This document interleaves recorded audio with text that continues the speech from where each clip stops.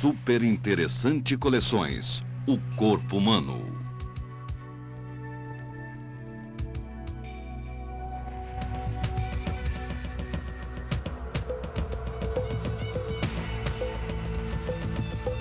Desvende os mistérios do corpo humano, seus órgãos, suas funções, sua importância.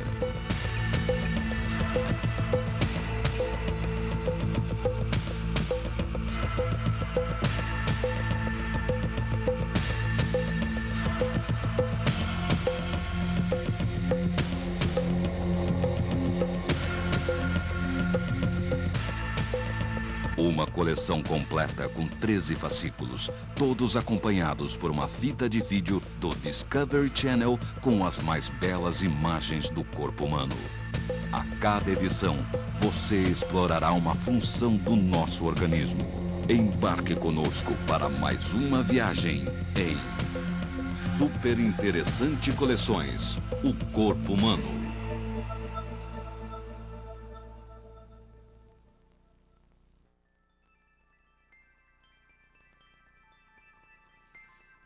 É mais sensível do que qualquer câmera. É tão individual quanto uma impressão digital. Pode revelar suas emoções secretas e, de fato, faz parte de seu cérebro. Este extraordinário órgão não só vê, mas também dá sentido ao mundo que nos cerca. Viaje agora com os olhos de uma artista plástica pela visão, em Super Interessante Coleções, o corpo humano.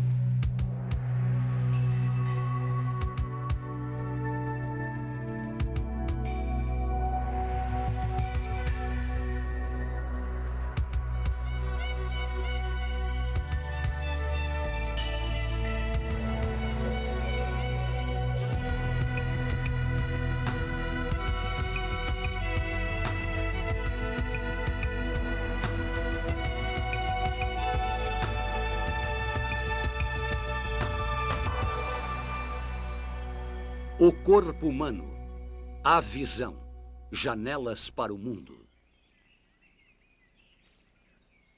Toda manhã, os raios solares penetram nosso mundo, enchendo-o de luz. Como a maioria dos seres vivos, você é dotado de olhos e utiliza essa luz para entender o mundo ao seu redor. Quando você olha para uma cena ou um objeto, você é capaz de interpretá-lo rapidamente, por mais confuso ou complicado que seja. Você vê 4 objetos aqui? Um em cada canto da imagem? É claro que não.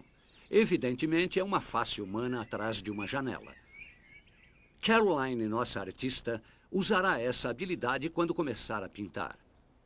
Mas Guy, que faz filmes, tem de usar uma câmera, e a câmera não pode interpretar nada.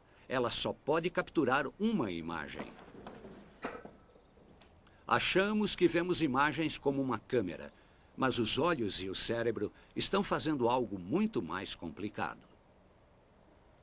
Uma câmera grava cada detalhe, incluindo todas as mudanças de luminosidade, mas os olhos humanos concentram-se apenas no que é importante. Por exemplo, a cor de uma laranja parece sempre a mesma. Na realidade, nossos olhos e cérebro identificam a cor laranja sob diferentes condições de luz. Você reconhece uma banana em parte por sua cor, em parte por sua forma. Se você desenhar uma tigela de frutas, procurará margens, formas, texturas e sombras. Você primeiro visualiza, depois analisa uma cena com todas as suas características. Uma câmera não pode fazer isso. Enquanto Guy grava seu vídeo sobre a maneira de uma pintora trabalhar, sua câmera simplesmente capta a imagem em uma fita. Os nossos olhos é que farão a análise final. Como artista talentosa, Caroline tem um olho aguçado para a composição.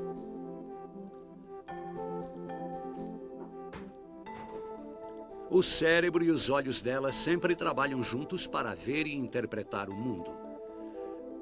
E é também por meio dos olhos de Caroline que, muitas vezes, as outras pessoas percebem a sua personalidade. Nossos olhos são uma janela para nossa inteligência, nossa consciência. Muitos dizem que é a janela da alma.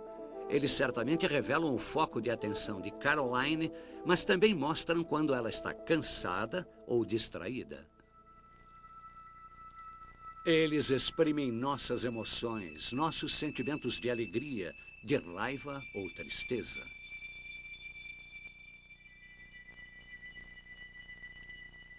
Há algo errado? Bem, não nesse caso. É só o pai dela cortando cebola na cozinha. Contra irritações ou invasões, nossos olhos têm várias linhas de defesa. As pálpebras piscam para fechá-los. Os cílios retêm a sujeira antes que ela os penetre. Se algo do mundo exterior alcança os olhos, o passo seguinte é a lágrima que os limpa. Produzidas por glândulas situadas nos cantos das pálpebras, as lágrimas fluem por toda a vida, fornecendo umidade e lubrificação ao olho.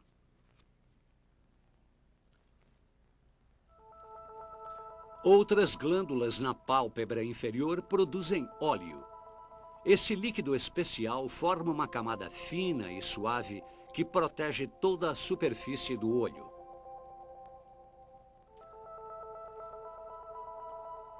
Além de lubrificar e carregar as sujeiras, ele contém células de defesa e anticorpos.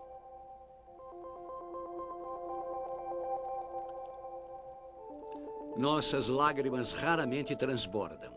Em vez disso, este pequeno rio varre células mortas, sujeira e até pequenos pelos em direção ao canto interno do olho, onde se abre um buraco minúsculo que drena tudo para o interior do nariz.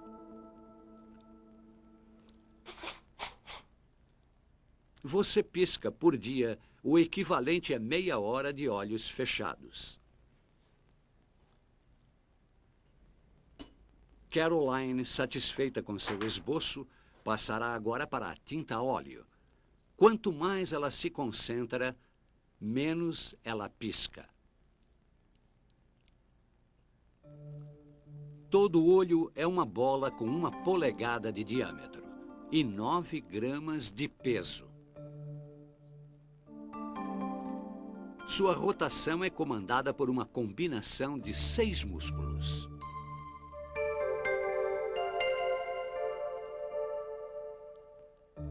O complexo processo da visão começa aqui.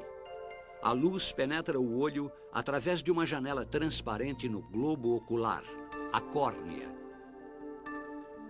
Sua superfície saliente dirige a luz para um foco dentro do olho. A córnea é uma espécie de para-brisas equipado com sensores de dor para proteger este órgão frágil. É formado por 3 camadas principais. A região central é muito fina e elástica, apresentando poucas células que se renovam constantemente. Novas células crescem no interior e, em uma semana, atingem a superfície. Aqui, as velhas células soltam-se e, ainda vivas, são levadas pela corrente de lágrimas. Para focar com precisão, a superfície da córnea deve estar totalmente lisa. Para corrigir qualquer irregularidade na camada externa das células, a película oleosa das lágrimas garante um bom acabamento. Pequenos vasos sanguíneos suprem o branco de nossos olhos com oxigênio e alimento e param abruptamente no canto da córnea. Assim, temos uma janela transparente para o mundo exterior. Atrás da córnea, você encontra a maior atração do olho, a íris. Seu nome vem da deusa do arco-íris por apresentar grande variedade de cores, desde o azul claro até o marrom escuro.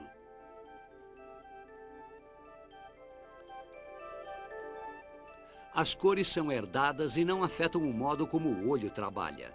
A íris é uma marca de identidade com padrões de linhas e manchas tão pessoais quanto uma impressão digital.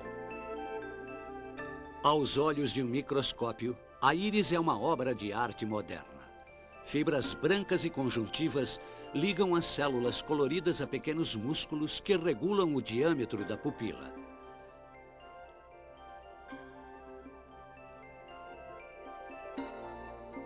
Ela aumenta quando está escuro e diminui quando a luz é brilhante. As emoções também podem influenciar a pupila. Ela fica imensa quando estamos apaixonados. Olhando através de uma pupila dilatada, apenas parte da visão fica nítida. Ao acender uma luz, a pupila diminui de diâmetro e os objetos no campo visual tornam-se focados. A íris é envolta por um fluido claro. Produzido por glândulas situadas atrás da íris, ele flui o tempo todo para alimentar partes do olho que não têm suprimento direto de sangue. O fluido corre através da pupila para banhar o interior da córnea. Atrás da íris, ele lava a lente do olho, o cristalino. Visto de dentro do olho, olhando para o exterior, está o cristalino, fino, amarelado, preso por fibras como uma roda. Todo cristalino é envolto por um anel muscular. E esse músculo pode se comprimir e alterar sua forma, regulando o foco. O cristalino se torna mais curvo e espesso quando você foca de perto algum objeto. Infelizmente, a perfeição deste mecanismo não costuma durar a vida toda. Quando envelhecemos, as células no interior do cristalino começam a morrer. Congestionado por camadas mortas e inflexíveis, ele endurece. Depois dos 45 anos, muitos de nós temos dificuldades em focar objetos próximos. So, how's it going? Have some tea. Oh, thanks. What's next? I'm just putting in the shadows here to give some form. What do you use for that? Payne's grey and mauve. O pai de Caroline tem mais de 45 anos. Put some glasses on. Okay, so it's mauve, blue shade it says, right? Okay, blue shade. You can see the picture better now too. Caroline ainda é jovem, não tem dificuldades em focar a sua pintura.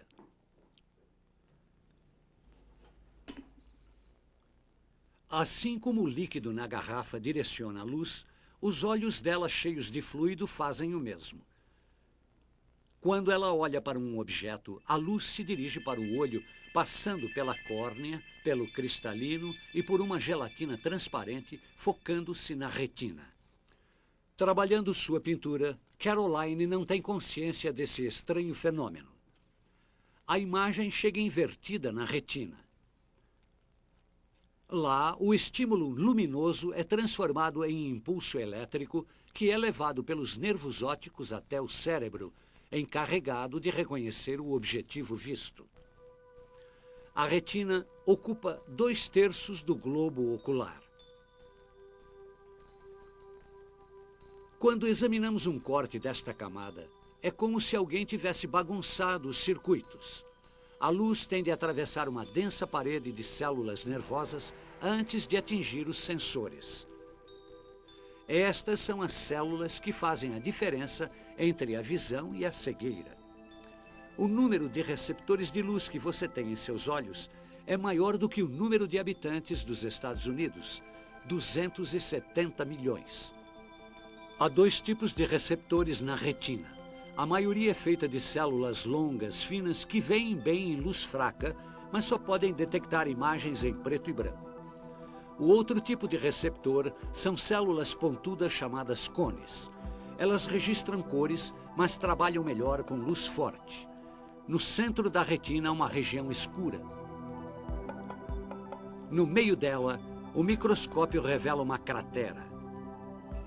Esse pequeno buraco é coberto exclusivamente com cones, e a parede de células nervosas que os cobre é mais fina. Neste buraco, a luz penetra mais facilmente a retina e os cones no fundo podem detectar os menores detalhes de uma cena. Sem pensar nisso, Caroline mantém o pincel próximo ao centro de sua visão para que a imagem caia no buraco coberto de cones. Assim, sua vista é mais aguçada no centro e meio imprecisa em volta. O centro sensitivo da retina é frágil. A luz intensa do sol poderia queimar todas essas células. Ainda assim, a visão se desenvolveu para usar a luz solar, para ver o sol e todas as cores do arco-íris. O que você vê é luz refletida. De um limão, só a luz amarela é refletida nos cones dos seus olhos. Por isso a fruta parece amarela. O olho humano pode distinguir milhares de cores, apesar de termos apenas 3 tipos diferentes de cones para cobrir todas elas. Um é sensível a toda uma gama de cores, incluindo o vermelho. Um segundo tipo centra-se no verde, enquanto o terceiro é especializado no azul. Assim como 3 tintas básicas podem ser misturadas, criando um número quase ilimitado de cores, as células nervosas na retina misturam os sinais dos 3 tipos de cones para dar a ilusão de outras cores. Apenas no centro da retina é que há muitos cones. Indo para a borda da retina, os detectores de luz fraca, os bastonetes, assumem. Neste corte, os cones são superados em muito pelos bastonetes cegos de cor. Por isso, as bordas de nossa visão veem o mundo de um jeito nebuloso. Nessa parte há menos cores também. Tudo na visão depende de reações químicas no interior dos cones e dos bastonetes. A reação mais importante acontece quando a luz bate numa molécula de cor púrpura. Ela absorve a energia da luz e a branqueia, assim como um filme exposto à luz em uma câmera. O olho salta de lugar, evitando com que as células fiquem superexpostas. Diferente do filme, a púrpura visual pode ser reciclada e reutilizada. O olho nunca fixa por muito tempo um mesmo ponto.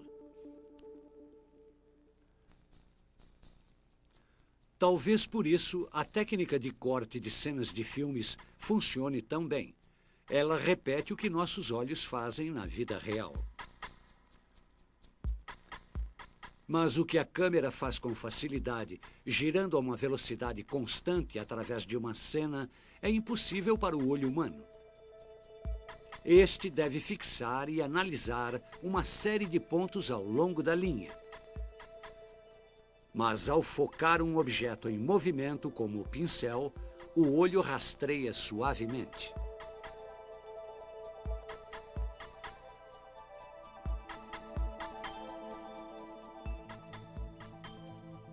Dentro do olho, bastonetes e cones transformam a luz em sinais elétricos que fluem através de uma rede de nervos. Mas todos esses nervos são mais do que apenas fios carregando mensagens ao cérebro. Como uma vasta rede de computadores, eles analisam os sinais para determinar onde estão as linhas e as bordas do que vemos.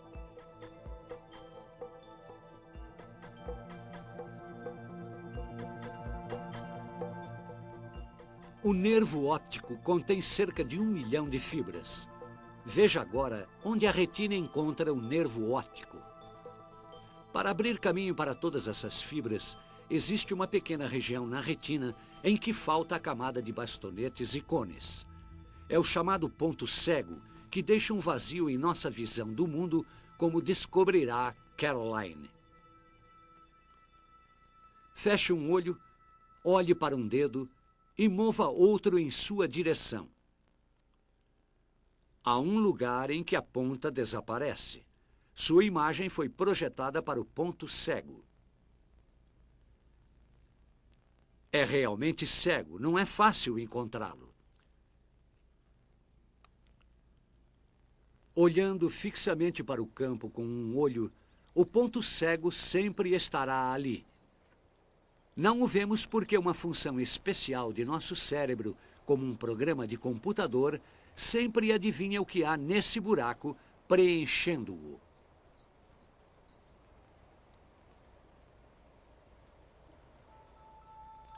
Outras funções no cérebro ajudam a medir velocidade e distância.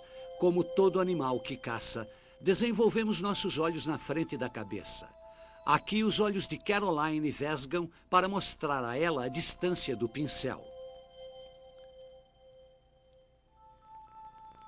As distâncias nesta pintura são ilusórias. Ela é plana, mas nossos olhos podem ver 3 dimensões. A câmera revela como. Enquanto se move, captura diferentes pontos de vista, da direita e da esquerda. Nossos olhos também passam ao cérebro 2 imagens, mas este tem um programa que as combina. No lugar dessa mistura, achamos que vemos uma imagem em 3 dimensões. Assim, Caroline pode direcionar seus olhos e sua atenção à pintura. Os sinais elétricos que ativam esses programas traçam seus tortuosos caminhos através do olho até a parte de trás do cérebro, onde percebemos a visão. Mas enquanto os sinais se separam e se combinam, eles se parecem cada vez menos com a pintura que ela acredita ver. O cérebro seleciona os componentes da cena. Ela vê formas complexas, cores sutis, e deve ver e guiar o movimento de suas mãos em resposta a esses sinais. Uma parte do seu cérebro analisa a imagem e seleciona linhas e margens. Os sinais movem-se para uma segunda região que interpreta cores e movem-se de novo para detectar movimento, dando a cada estágio um maior sentido ao mundo exterior. Com tanta complexidade, o cérebro pode enlouquecer. Obviamente, isto é um triângulo equilátero branco.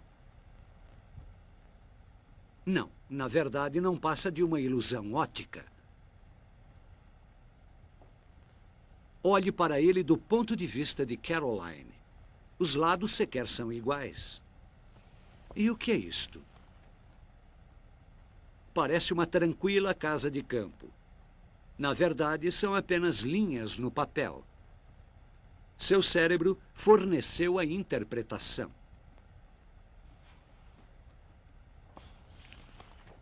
Isto é um vaso ou são 2 rostos? Você está diante de uma ilusão óptica quando há mais de um modo de interpretar o que o cérebro vê. Mas esses momentos de confusão são um pequeno preço por todas as vezes em que o cérebro acerta tudo. Aqui, a câmera apenas grava um objeto branco mudando de posição e tamanho. Nosso cérebro vê um cavalo em nossa direção. Nosso computador cerebral faz com que as cores permaneçam sempre iguais, mesmo se a luz mudar drasticamente. A câmera enfatiza as mudanças reais, enquanto o olho e o cérebro insistem que o laranja é sempre laranja.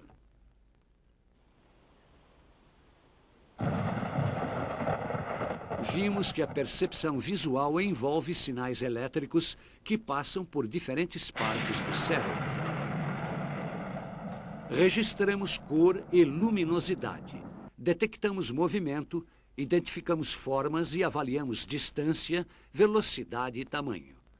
Vemos em 3 dimensões quando a retina separa a imagem em 2. O cérebro preenche o ponto cego e limpa o quadro. Quase num piscar de olhos, ele cria o que acreditamos ver. That it? E nossa artista sabe com absoluta certeza quando terminou de criar a ilusão da fruta. Diferente da lente da câmera, Nossos olhos veem o mutável mundo à nossa volta por meio de um filtro de aprendizado, julgamento, conhecimento, memória e experiência. Dizem que a câmera nunca mente, mas talvez o olho o faça. Let's get some fresh air. Os olhos dizem mais do que precisamos para saber sobre o mundo que nos cerca. Okay, out it comes. Talvez a maior parte da visão seja ilusão.